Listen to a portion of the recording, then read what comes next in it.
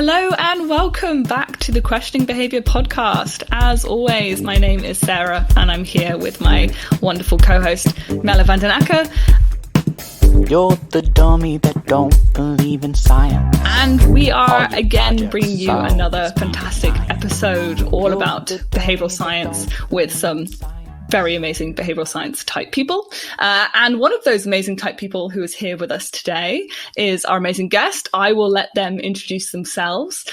So our amazing guest, Fadi, who are you? What do you do? And how did you get there? Introduce yourself to the audience, please.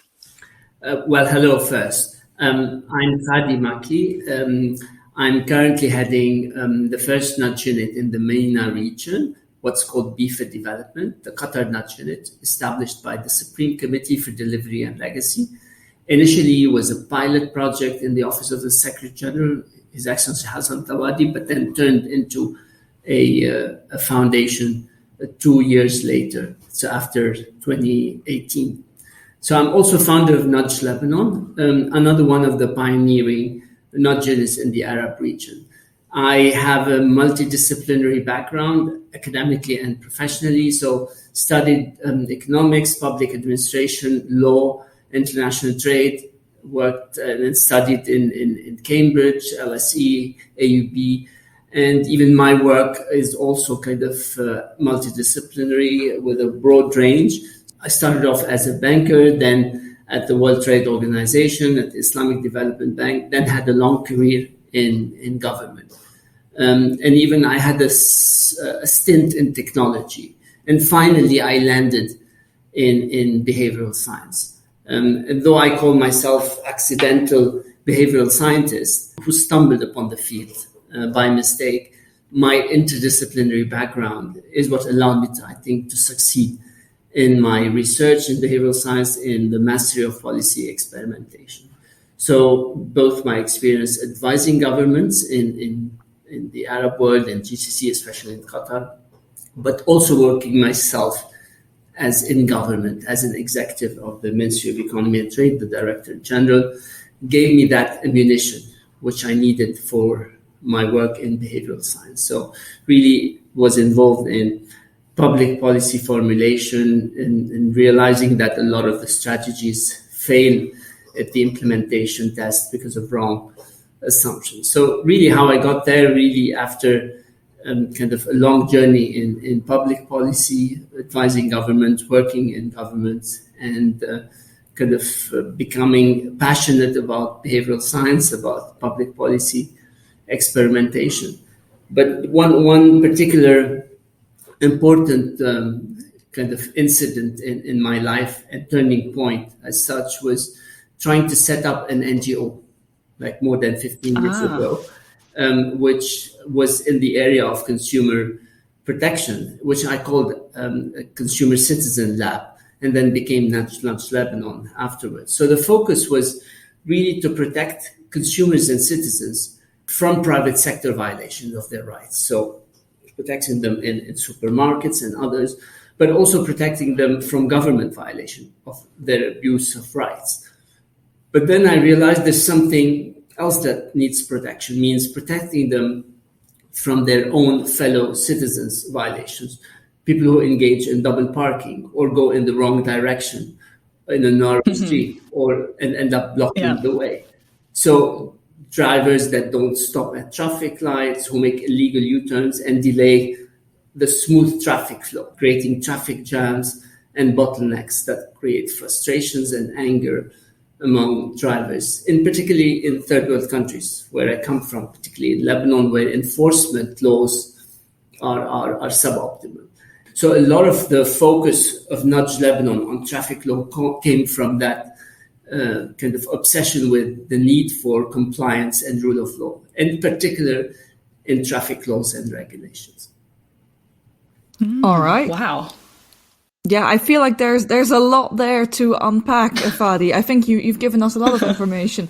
I think, but before we dive into how you set up Nudge Lebanon, which I'm very eager to hear more about, I think my main first question is, how exactly do you accidentally stumble across behavioral science? As I mentioned, I was trying to set up this NGO in the field of consumer protection. So I was trying to look at how to get people to comply with traffic laws and regulations. So that's really my first realization, that people were not as rational as we think they are. They wouldn't stop at traffic lights. They wouldn't stop at the right place, even though doing so could kind of delay them and delay everybody else. So my obsession was to try to kind of get people to comply with certain rules and regulation. And the whole NGO that I created was around this in particular. So initially I thought maybe if I shock them with the impact of their violation, that could be the necessary nudge to get them to comply, what I called later on metricalization. But that was in vain. So what I kind of ended up doing is doing a lot of observations with some colleagues on what is the impact of the violation and what could be small nudges to get people to stop at the right place so that they can see the traffic light kind of turning green, and they could just do it at the right way. And basically, I stumbled upon the website back in 2014 of the Nudge Unit, the Behavioural Insights team.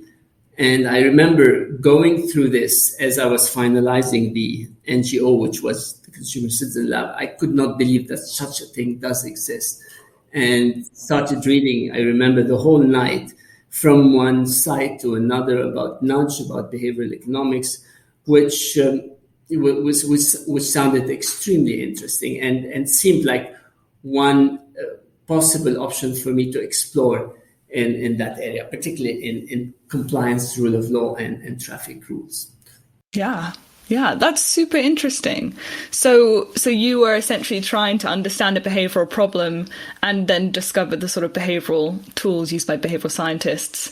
So what was the solution to this traffic problem? Did you find one that worked?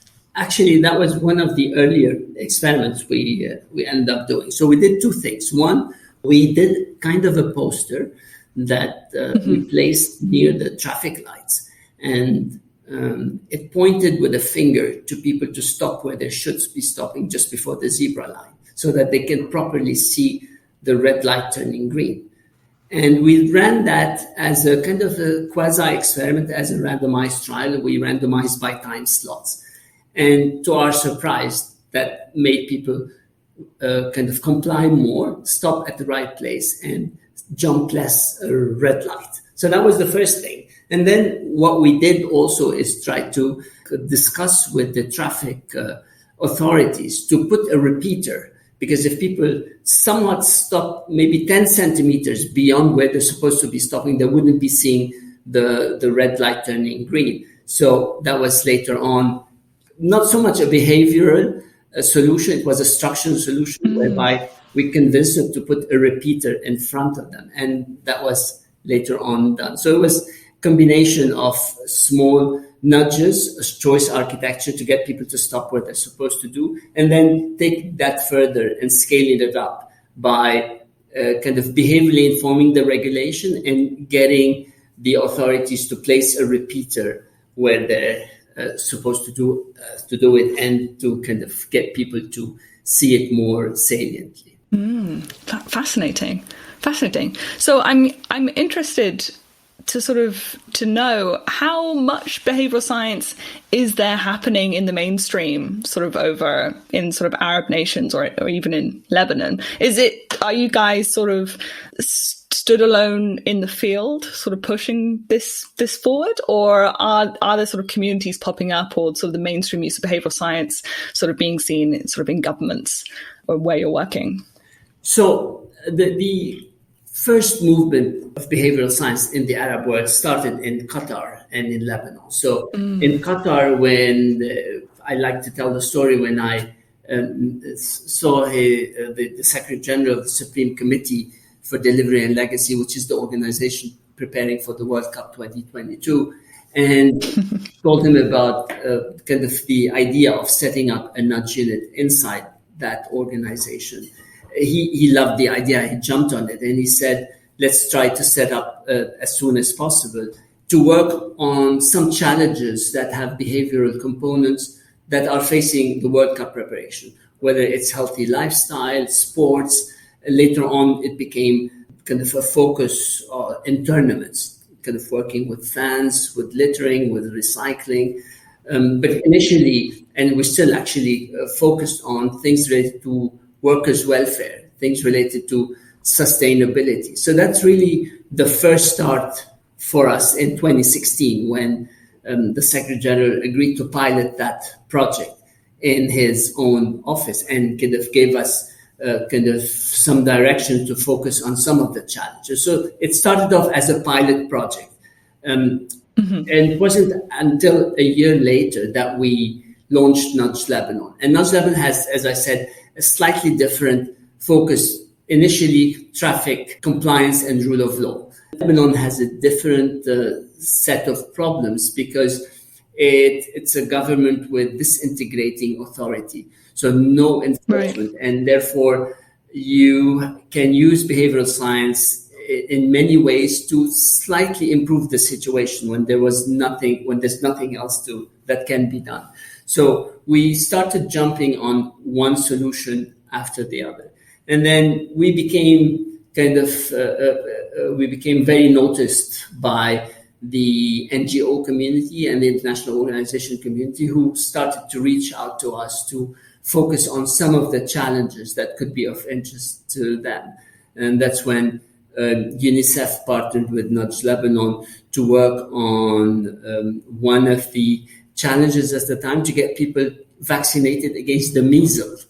So like wow, in yeah. 2017, 2018, which basically was a great success because we ran an experiment with them to get households in some remote areas to vaccinate their children using small nudges. And the nudges was giving them a kind of a calendar that is behaviorally informed, that has a bit of social norms, telling how many people have already vaccinated, giving them some kind of a commitment, a non-mandatory commitment where they kind of say, I will hereby commit to taking my child, has a bit of the messenger effect, guaranteeing quality by the ministry, and so on. So that had a big impact. And those who got the treatment, means the household who got the calendar, kind of improved the likelihood of vaccinating. So those who got that treatment and calendar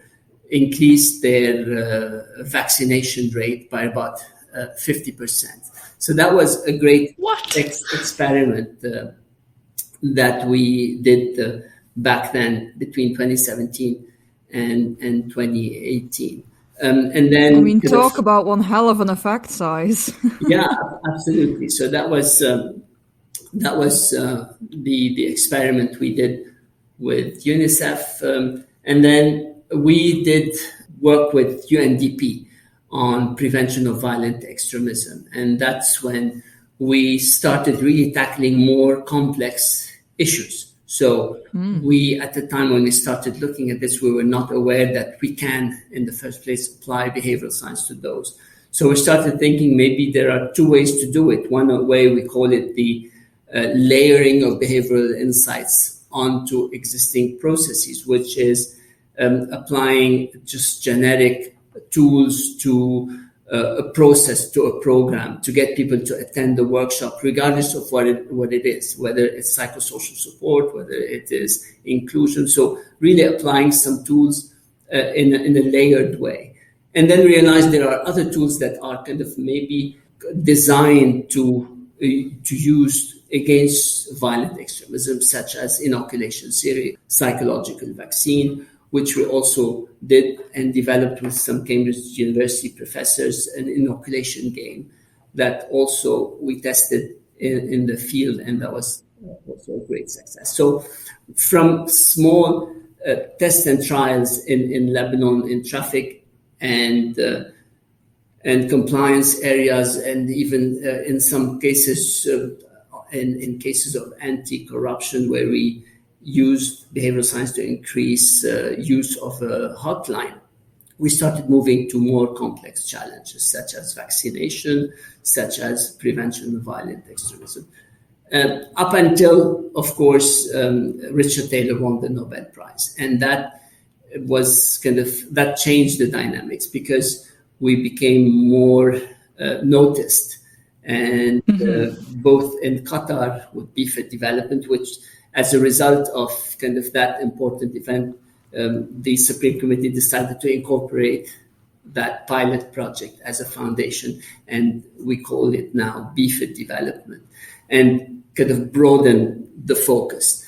And the focus became not only workers' welfare and tournament and sustainability, but really broader in the sense we provide technical assistance to other governments, those who are interested in behavioral science, those who are setting up capabilities in that area and working on this. So from these two units, BFIT development and nudge level, we started seeing more interest in the region. We shared a lot of lessons learned for a lot of countries. Kuwait was next in line, who set up its unit in the Secretariat for Planning. Then Egypt set up its own. Saudi set up more than a unit. The UAE, there's also more than a unit. Oman set up its own unit, also in Secretariat for Planning. And therefore, we started having more traction. And now, compared to 5 years ago when we started in Qatar and in Lebanon, there was nobody else doing behavioral science. But nowadays, if you don't have dedicated units, which I think now you have in about 10 countries, the rest at least have some traction, in the sense have done some experimentation, even though they're not doing it as part of a dedicated institutional setup, but they're doing it either in collaboration with an international agency or a consultant that is conducting experiments. So it's not yet mainstream in Arab world, but it's kind of growing in magnitude. So we have more and more countries doing that. We have more capacity in this area, particularly from NGOs who are involved in policy making, in policy formulation, in policy execution, particularly in conflict zones. So you see in countries like Lebanon, you have a greater involvement by NGOs in behavioral science. And therefore, there's a greater demand by these NGOs, by these international organizations, greater demand for behavioral science, for capacity building, for experimentation, for dissemination of knowledge in this area. And the uptake is fascinating by many organizations. And actually, one thing that put a top hat on particularly the UN's involvement in this area is a recent guidance note issued, I think, in June by the Secretary General. It's an amazing piece of regulation issued by the Secretary General of the United Nations, which calls on all United Nations agencies to adopt behavioral science in their work, to use behavioral science in the program, to review their programs from a behavioral lens. So it's a direct call for action. Fascinating, and probably the thing that President Obama did is exactly similar. So 1 year after the kind of work of the social and behavioral sciences team, he issued an executive order doing the same, calling on government agencies to review their program from behavioral lens, to work on behavioral science, to recruit behavioral scientists, to coordinate with social behavioral science teams. So really, what we're seeing is a new way of doing business. Definitely in the modern world, in Europe and the US, it's starting to happen in Arab countries. In African countries, there's a lot of demand that's starting to happen. So there's a lot of capacity building that is needed, because it's one thing to create the mindset, to want to have people want to engage in behavioral science, another thing to be able to do so. So it's a mindset that requires technical skills and know-how. Wow. Yeah, you've mentioned so much in here, and I could easily pick 10 questions from just the information you've given us. I'm going to start with one, see how far we get. the one thing that immediately caught my attention is that you mentioned that your unit has focused on tackling violent extremism. I'll admit that is largely a behavioral problem, but I would not know how to remotely approach that. Now, you've mentioned inoculation, you've mentioned psychological vaccine, if I understood you correctly, but could you give me more details on your approach to violent extremism? So violent extremism is a challenge that has many drivers. And basically, a lot of those drivers are behavioral. There's a lot of fake news. There's a lot of attempts to recruit people that are youth and at risk. So one approach for us to deal with this was to use psychological vaccine and inoculation theory just to guard some of those at-risk groups, guard them against potential attempts by recruiters.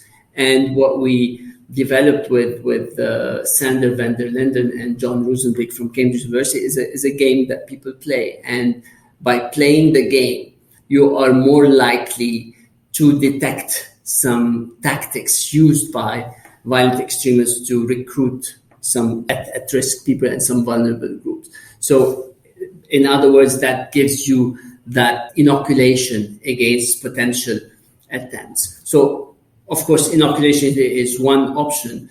Another option would be to apply it by layering behavioral tools onto existing programs. So we had a lot of success applying behavioral insight to existing programs, such as psychosocial supports, such as inclusion events that try to bring in vulnerable groups to vent, to get coaching, to get support, especially those that are in proximity with some ISIS groups. So it's important in that case, regardless of the content of the workshop and the coaching, what's very important is to make sure you bring those to this event. If you don't bring them to the event, then you don't have a chance of kind of using whatever content to kind of strengthen them, give them resilience. And therefore, there's so much to be done before that by layering BI to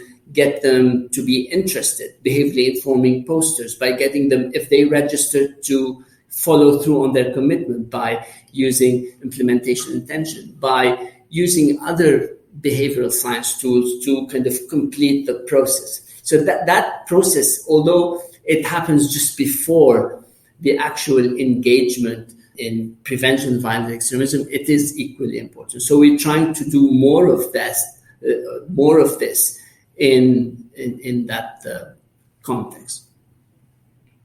Wow, that is super interesting. Actually, that's the first time I've heard the terms, psychological vaccination. Mm-hmm. I'm going to have to look that work up because that sounds so interesting. Absolutely. So interesting.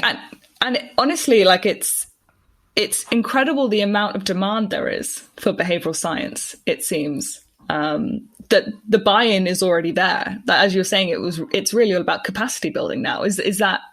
Do you find that's the biggest challenge now, just building capacity? I think capacity building is a big challenge because if I compare myself and the team where we were 5-6 years ago, when we were literally knocking on doors to get people to volunteer their challenges so that we could work on them. That was the challenge, to get people to listen to us and to volunteer their platform to share with us their challenges so that we could help them and showcase how we could use behavioral science in their case. And that was a big challenge because not many people would do so. Right now, we have the kind of different problems. We are busier than we'd like to be. And as a result of kind of... you poor thing.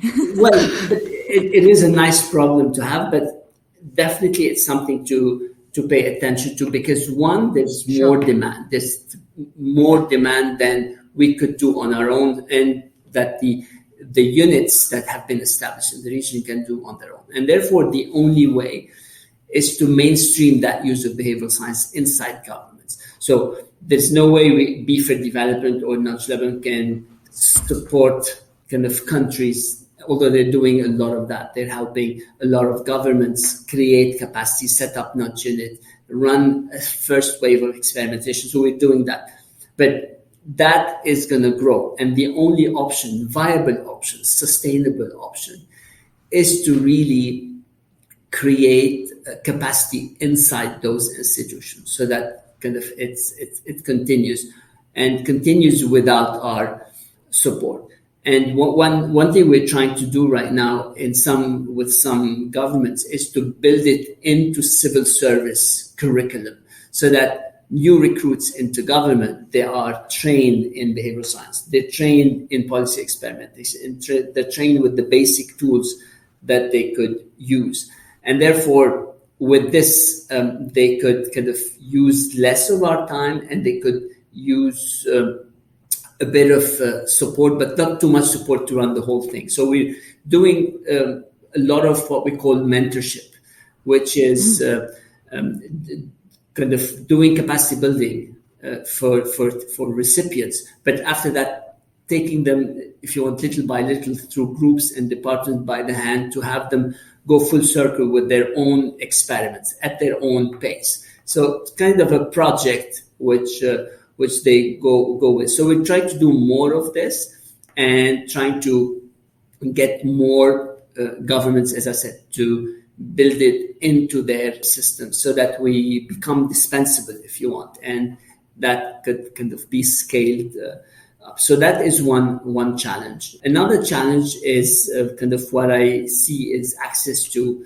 data, and particularly in our part of the world. So, and particularly in countries like Lebanon or others, data is power. So there's kind of less interest in sharing that kind of data. Maybe that is reinforced by the fact that we don't have so well developed data confidentiality laws, which again creates that vicious circle of not wanting to collaborate on data. Another thing that I see with kind of this growth is managing expectations. So that is extremely important because we keep saying to whoever come to us for support on behavioral science that this is by no means a panacea. This is by no means an alternative policy tool. It's a complementary tool. So basically it comes to add a layer of experimentation, of review from a behavioral lens so that you could more powerfully predict and more powerfully assess the situation so that you could design the right tools to cater for whatever biases and psychological phenomena that you unveil in the first phase, and then applying experimentation. So that's key, meaning testing what works from what does not work. So all of this requires at the same time managing expectation as to what can be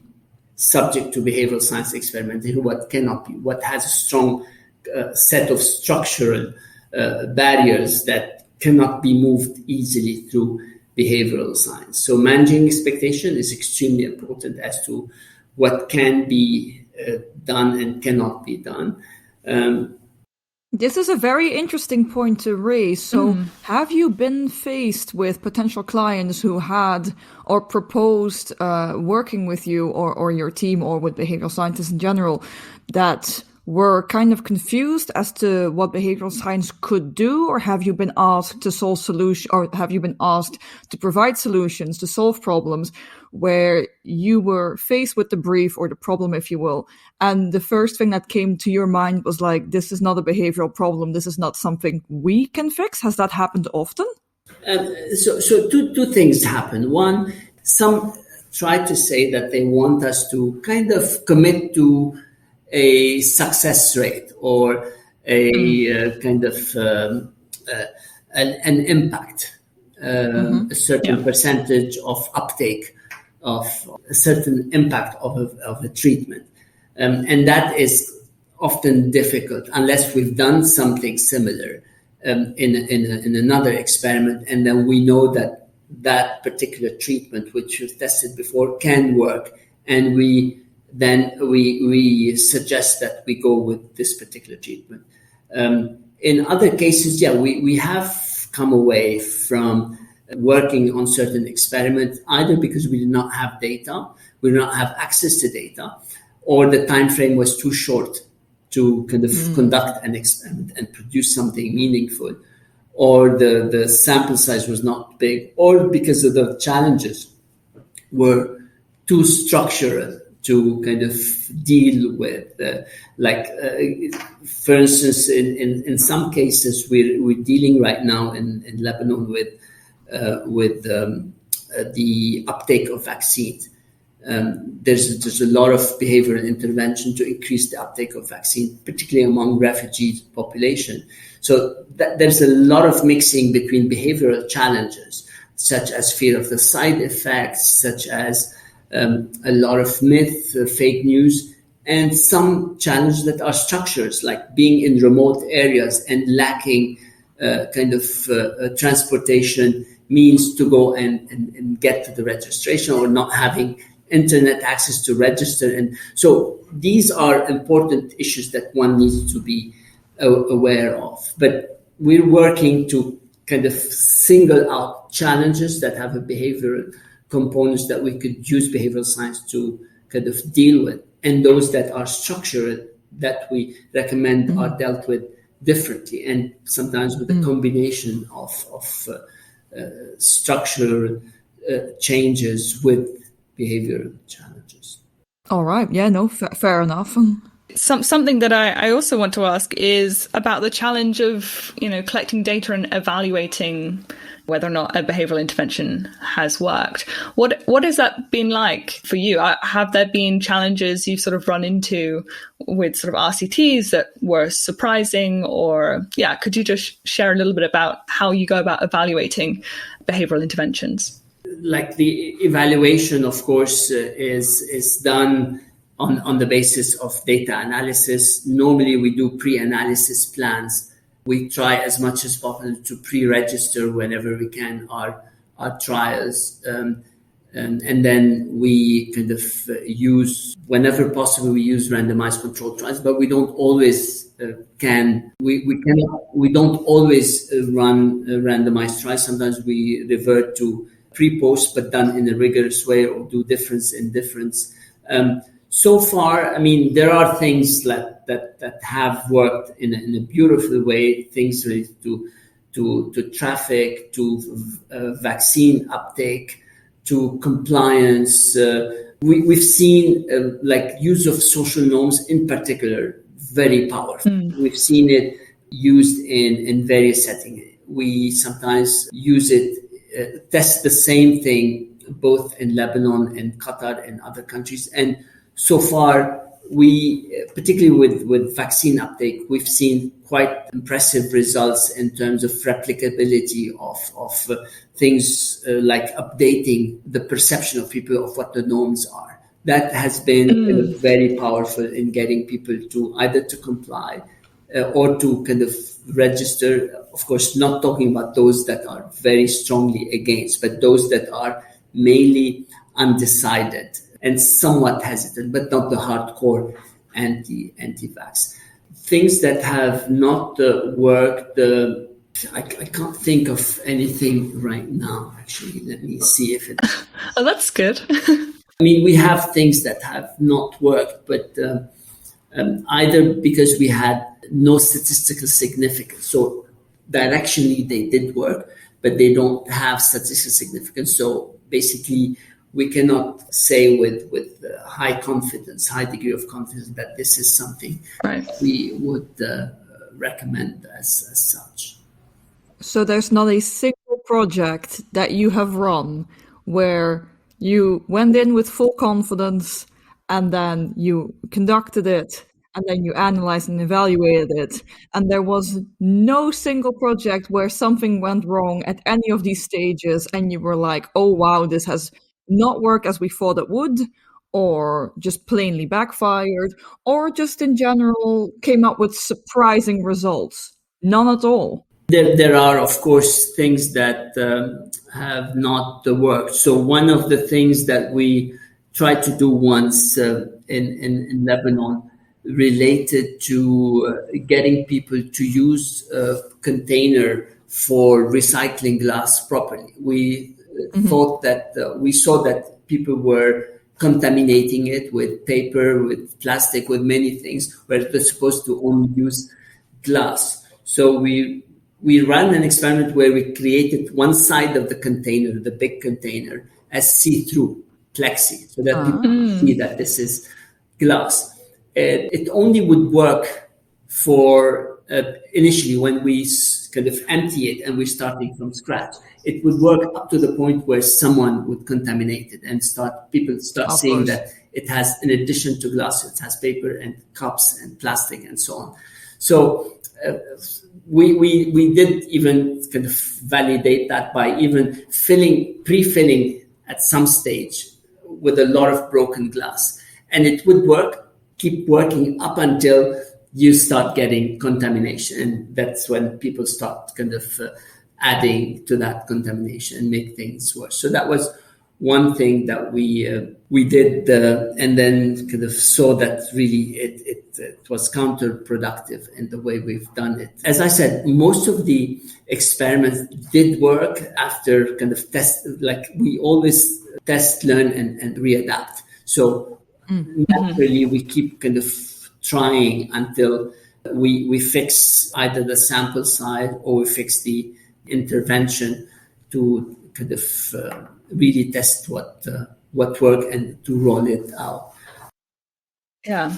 I mean, even that is a super interesting result itself. I feel like there's a lot that can be learned from that, in terms of, you could look at it through a lens of, as soon as the norm is violated, there seems to be an interesting effect. Like, is there a place where you are sort of collecting these results and interventions that worked? Is that something that is shared between countries or behavioral insights units, or is it very much sort of interior in terms of just to keep the data within the insights team? Yeah, there are several platforms of this. So we placed on our websites, most of the experiment or a summary of those experiments. We publish some whenever we get time to do so, because we naturally are not designed as a team to produce academic research, because we're always busy moving from one experiment to another and from one guidance note or behavioral map to another. So only recently we started working with academia so that they could work with us on putting most of our work into academic publication. And that seems to be a very nice way out. It's a win-win for both. We spend a lot of time on the ground, in the field, working on some experiment. And then we work with either researchers, professors, PhD students on taking some of those experiments further and then putting it in academic publications. So we just started that and we're having a lot of success. So that's that's another platform. The third platform is we organize kind of now the well-known BX Arabia, which is a behavioral exchange for the Arab world, which we've been hosting for the last 3 years, where specifically we devoted for sessions that bring in experts, behavioral scientists, practitioners, government, who have been part of experiments and have been kind of interested in sharing the results. So that's another platform for sharing the results, sharing lessons learned. We organize a lot of webinars where we talk about lessons learned. We write so much blogs and articles about specific lessons learned, about what goes wrong, what goes right in specific settings. So kind of we put a lot of value on collaboration and creating ourselves as a platform for exchange. All right. Well, that sounds awesome to me. It's for us, it's always good to know that these insights, whether they have worked or haven't worked, that they are being put out in the real world, so that people can actually benefit and behavioral science can be applied to the best of its ability, especially building on work that has already been conducted. So that's absolutely great to hear. Fadi, in addition, I wanted to ask you, we've talked about work that you have done, about how you started 5 years ago, work that you're currently doing. I'm curious to see, you've already raised some current issues, some of them being around the data and others around capacity building. But how do you see behavioral science develop in the Arab world in general? If we take, say, a 5 to 10 year horizon, where do you see it going? So, one, I see more governments setting up behavioral science units. And as I said, now we have 10 countries that have created dedicated units, mostly in the GCC, but also in Lebanon, in Egypt, and a few other countries. So there'll be more dedicated units. But what I see is also international organizations creating dedicated units. So UNICEF is doing a lot of this. UNHCR is engaged in this. UNDP has created a lot of work in this. So more movement by United Nations into those areas, particularly for the Middle East region. And thirdly, I see more NGOs also being engaged in behavioral science. So there've been a lot of demand for capacity building for their staff, for implementation partners in behavioral science. And they've been kind of showing a lot of interest in applying insights from behavioral science into their work. So I see more of this. Now, what I also see is more consulting going into this, which we need to be cognizant of. I mean, it's kind of going to be the typical phase 2 of strategy consulting. So strategy consulting always creates strategies, create implementation plan, but they don't go into the phase 2, what we call phase 2, meaning actual implementation of projects and recommendations. So we will see more of those adopting kind of and hands-on implementation by running experiments of the various recommendations that were provided in strategies and business plans. So I see more of that. I see more private sector being involved in conducting quasi-experiments, kind of conducting, if you want, trials to test, learn and adapt certain strategies and recommendation. Mm-hmm. I would like to see more of this done for social impact, not for marketing or for increasing sale. And this is a problem where you cannot kind of control it. So basically it's going to start happening. You're going to start seeing more entities like Google, like Facebook already doing it, mm-hmm. kind of creating behavioral scientist roles, creating experimentation roles inside organization. We see more organization working on their internal challenges. So whether it's productivity, whether it is dashboard, whether it is a lot of the challenges that have a behavioral component, as long as they have the size that could allow them to run experiment and they're not kind of hit by the laws of small numbers.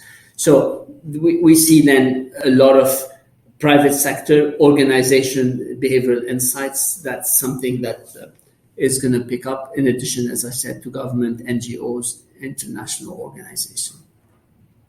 Yeah, so we can expect just a lot more behavioral science in the future. That's very exciting. Yeah, but as I said, with this, we need to be mindful about potential use of behavioral science. So that is, if you want, what should be our concern. How do we make sure there is protection of data confidentiality? There is rigorous experimentation. Whatever is published is because it worked and worked in a kind of rigorous way.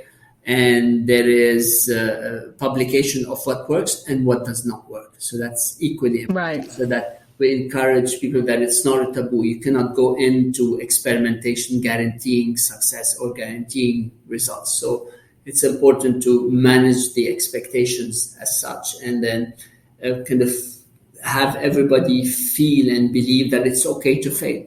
It's part and parcel of the whole experimentation. It's a lab. And when you go into a lab, you're testing and trying, and you're not sure about the results. You could just eventually keep on trying until you work it out. But at some stage, failure should be part of the expected outcomes. Right. No, I think that's very, very wise to say, all about sort of growing sustainably and ethically. Yeah, I think it's super important, especially because the demand for behavioral science is so high, as you say. We just want to say thank you so much, Fadi, for coming on our show and sharing so much about your work and some amazing case studies. We want to give you the opportunity to plug anything you'd like to. If the listener has enjoyed hearing what you're doing, where can they find out more after this episode? So they could reach out to us on f.makki at sc.qa or f.makki@nudgelebanon.org. I'm available on Twitter at Makki Fadi, on LinkedIn Fadi-Makki. Both websites, bfordevelopment.org and nudgelebanon.org, are available with a lot of content. So feel free to leave a note if they like something or they don't like something. After all, it's a great impact that behavioral science is creating around the world, particularly in our part of the region. So we're excited to have more people involved in this. Thank you very much for hosting me, for giving me the chance to share some of those insights on our part of the world. Absolutely, our pleasure. All right, so that was us talking to Fadi Makki. I think, honestly, he's given us so much information in that short time. And I'm still, just overwhelmed. I don't know what else to say. There was just so much in it. Sarah, any thoughts? Well, my first thought is that I'm so glad that we managed to find time for this conversation, because we've been trying to speak with Fadi for a while and just the schedules just never came together. So it was really nice to finally sit down for an hour and just get into this amazing, rich history of, the growth of behavioral science and sort of, the transition, his personal transition of the focus of his NGO to sort of establishing Nudge Lebanon, and just hearing about some really interesting case studies that, Fadi was mentioning, like who knew that behavioral science could be used to tackle extremism and recruitment into, extremist ideologies or groups. So I had no idea. I mean, yeah. In hindsight, is it a behavioral issue? I mean, predominantly you can argue yes, but it's just the idea that this is, it's just, I don't even know how to approach it. This is just something that, quite frankly, the West isn't doing. And we've got some extremists. And we should be, because we've got plenty of extremist groups in the West. Like, let's not pretend that this is a problem only somewhere else. We've got plenty of groups here that raise some eyebrows, to put it quite frankly. We should probably be careful, because we have no idea whether or not this work is or is not happening, in places in the UK and the States. So it's, this sort of behavioural research, sort of inoculation and psychological vaccination and all of these cool terms originated from Cambridge. So I will link below for the listener a sort of a link to some research coming out of this space, because I think we could just have talked to a whole episode about it. I think I was just learning, essentially something new. Yeah. And that's so fascinating. I do think, though, that, Fadi was very astute when sort of talking about how do we grow in a sustainable way the sort of the use and practice of behavioral science insights. How do we do it in a way that we can manage people's expectations, not presenting behavioral science as this magical cure-all panacea for all of your problems. And also the interesting stuff about data protection laws. I already, in the UK, where we have insanely, tight data protection laws that we have to abide by, there's already a sense that your data is out there and being used, and sort of trust in who's holding on to that can be a little bit shaky. So yeah, I think it's a really interesting and important problem that should not be overlooked, I think, especially because it interacts so much with the practice of behavioral science, for sure. I thought that was really interesting. Absolutely. No, you're absolutely right. The one thing that I thought was really, really funny is just that Fadi is like, we're too busy, so we're going to train people, or we're going to suggest that people get trained in different organizations just so they can do the work and they can leave us alone. And I'm like, you might be eating your own market share there, but it is a really interesting approach to being like, there is too much to be done here. We are already over flooded. It is time that some of these organizations go at it themselves. I think it's a very healthy attitude, maybe even a very humble attitude, which is it's good to see. It means that someone is actually there for the progress of the field, right? Not for the progress of themselves, which, quite frankly, I have a lot of respect for, obviously. Oh, 100%. I think it's the only way that these things can progress. Like, true. In a sense, like spreading the use and the insights and the best practice. So much good work being done over in the Arab world. So yeah, definitely, listener, if you have been interested or want to find out more about sort of the projects that have been done over in the Arab world, or more about what Fadi is doing particularly, I know that this BX event is coming around the corner very soon, or is sort of happening right now. So definitely go and check that out. I think that would be the best place to go to find directly about what's going on in the field in this part of the world, for sure. Absolutely. Well, guys, as always, we hope you had a great time listening to this episode. We hope it was at least informational, educational, thought-provoking, hopefully, or, worst case scenario, just entertaining to listen to. And we hope, that we see you again next week. And we hope that you have a great week. Bye, guys. You're the dummy that don't believe in science. All your projects always be denying. You're the one I love. You're the one I wanna give